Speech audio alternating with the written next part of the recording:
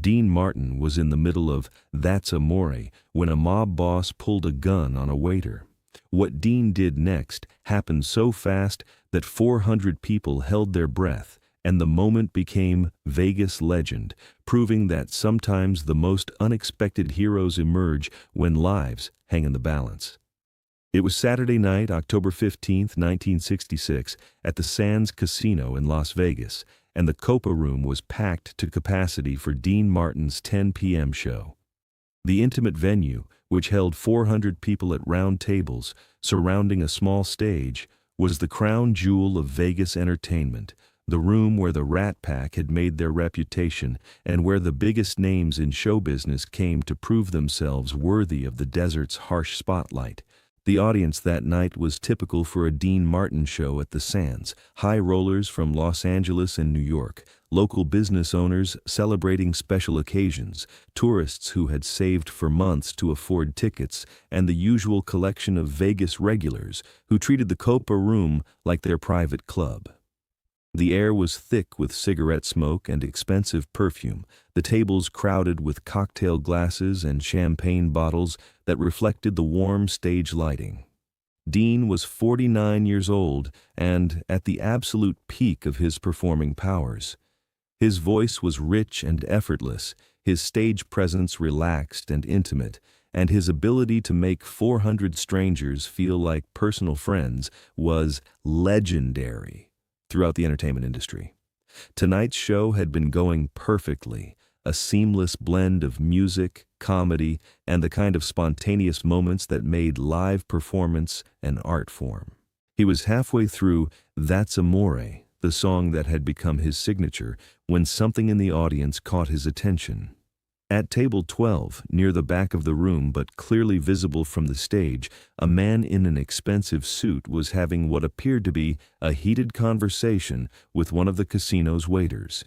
The man at table 12 was Vincent "Vince" Torino, though most people in Las Vegas knew better than to use his full name in casual conversation. Torino was what law enforcement euphemistically called a person of interest, a businessman whose legitimate enterprises were outnumbered by his less legitimate ones. He owned restaurants, invested in construction projects, and maintained interests in several casinos. But his real power came from his position in the organization that controlled much of the money flowing through Nevada's gambling industry. Torino was 55 years old, built like a former athlete who had traded muscle for fat, but retained the capacity for sudden violence. He had dark hair slicked back with pomade, a mustache that he groomed obsessively, and the kind of cold eyes that suggested he viewed other people as either useful or disposable, with very little middle ground. The waiter he was confronting was a young man named Michael Castellano, 23 years old, who had been working at the Sands for 8 months. Michael was the son of Italian immigrants, a college student who worked nights to pay his tuition at UNLV, and exactly the kind of earnest, hard-working young man that Dean Martin remembered being himself 25 years earlier. Dean continued singing, but part of his attention was now focused on the increasingly agitated conversation at table 12. From the stage, he could see Torino's body language becoming more aggressive, his gestures more emphatic, and Michael's posture becoming more defensive and frightened. The confrontation had started over something trivial. Michael had accidentally spilled a small amount of wine while refilling Torino's glass, a minor mistake that would normally have resulted in an apology, a new tablecloth, and perhaps a slightly smaller tip. But Torino had been losing heavily at the blackjack tables earlier in the evening, had been drinking steadily since dinner, and was in the volatile mood that his associates had learned to recognize and avoid. "You clumsy little bastard," Torino had hissed when the wine stained his sleeve. "You think this is some neighborhood joint where you can spill drinks on paying customers?" Michael had immediately apologized and offered to have Torino's shirt cleaned at the casino's expense, but Torino's anger was already beyond anything that reasonable solutions could address. "You think you can embarrass me in front of all these people?" Torino's voice was getting louder, though he was still trying to maintain the pretense that this was a normal customer complaint. Dean finished the chorus of "That's Amore" and began the second verse, but his eyes never left table 12. He could see that the situation was escalating beyond a simple service dispute, that something much more serious was developing. Other patrons at nearby tables were beginning to notice the confrontation. Conversations were becoming quieter, heads were turning, and the relaxed atmosphere that Dean worked so hard to create in his performances was being replaced by tension and unease. Michael was trapped between his professional obligation to satisfy an angry customer and his growing realization that nothing he could say or do was going to calm Torino down.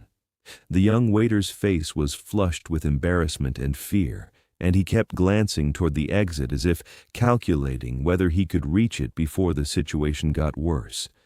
Dean made a split-second decision to try to defuse the situation through humor, the tool he had used successfully thousands of times before to manage difficult audiences and uncomfortable moments. "Ladies and gentlemen," Dean said into the microphone, his voice carrying the easy confidence that had made him famous, "it looks like we've got a little customer service issue developing over there. Nothing that can't be solved with another round of drinks for everybody." A few people laughed, and for a moment it seemed like Dean's intervention might work, but instead of appreciating the attempt to give him a graceful exit from the confrontation, Torino took it as further humiliation, a public acknowledgement that his anger was being treated as entertainment. That's when Torino stood up from his chair, reached inside his suit jacket, and pulled out a .38 caliber revolver. The Copa room went completely silent. Conversation stopped mid-sentence, glasses paused halfway to lips, and 400 people suddenly understood that they were no longer watching a dinner show, but witnessing something that could turn deadly in seconds. Dean's voice caught in his throat as he saw the gun, but his hands continued playing the piano almost automatically, muscle memory carrying him through the song while his conscious mind processed the danger developing in front of him. Torino pointed the weapon directly at Michael's chest, his finger clearly visible on the trigger. "You want to embarrass me?" Torino's voice carried clearly through the silent room. "Let's see how funny this is." Michael froze, his face drained of all color, his hands raised slightly in a gesture of surrender that acknowledged he was completely helpless. Dean stopped playing. The silence that followed was absolute, the kind of quiet that happens when hundreds of people collectively hold their breath and wait to see if they're about to witness a murder. For Dean Martin, the next few seconds seemed to unfold in slow motion, each detail crystallizing with perfect clarity. He could see Torino's finger beginning to squeeze the trigger. He could see Michael's terrified face, the young waiter understanding that his life was about to end over a spilled glass of wine. He could sense the 400 people in the audience, frozen between the instinct to flee and the inability to move. Dean Martin had never considered himself a hero. He was an entertainer, a singer, someone whose greatest skill was making people feel good for a couple of hours. He'd served briefly in the army during World War II, but had never seen combat, had never been tested in the kind of life-or-death situation that revealed what a person was really made of. But as he watched a young man about to die for no reason other than a drunk mobster's wounded pride, Dean discovered something about himself that he hadn't known existed. He jumped. Dean Martin leaped from the stage, covering the 12 feet between the piano and table 12 in 2 quick strides that surprised everyone in the room, including himself. His movement was so sudden and unexpected that Torino didn't have time to react before Dean's hand closed around the gun. The next 5 seconds were a blur of motion that would be analyzed and debated by witnesses for years afterward. Dean's right hand grabbed Torino's wrist, twisting it upward so that the gun pointed toward the ceiling instead of at Michael. His left hand struck Torino's forearm with enough of force to loosen the mobster's grip on the weapon. Torino was bigger and heavier than Dean, but he was also drunk, off balance, and completely unprepared for a physical confrontation with a performer he'd dismissed as harmless entertainment. Dean's momentum and surprise gave him the advantage he needed to wrestle the gun away from Torino and send it sliding across the floor toward the back of the room.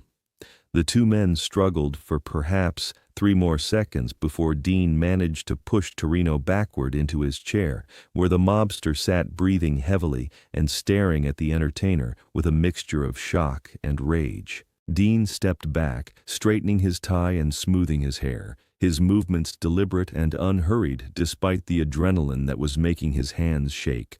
The Copa room remained silent, 400 people processing what they had just witnessed. A lounge singer had disarmed a mobster to save a waiter's life, and had done it with the kind of quick reflexes and physical courage that belonged in action movies, not dinner theaters. Dean walked over to where the gun had come to rest, picked it up carefully, and handed it to the head of casino security, who had appeared at his shoulder as if materialized from thin air. Then Dean turned to face Torino, who was still sitting in his chair, his expensive suit rumpled, his carefully groomed appearance disheveled, his authority completely undermined by what had just happened. "Vince," Dean said, his voice carrying the same warmth he used for everything, "I think you've had enough excitement for one evening. Why don't you call it a night?" Torino stood up slowly, his movements careful and controlled. For a moment it seemed like he might try to escalate the confrontation, might attempt to reassert his dominance through further violence.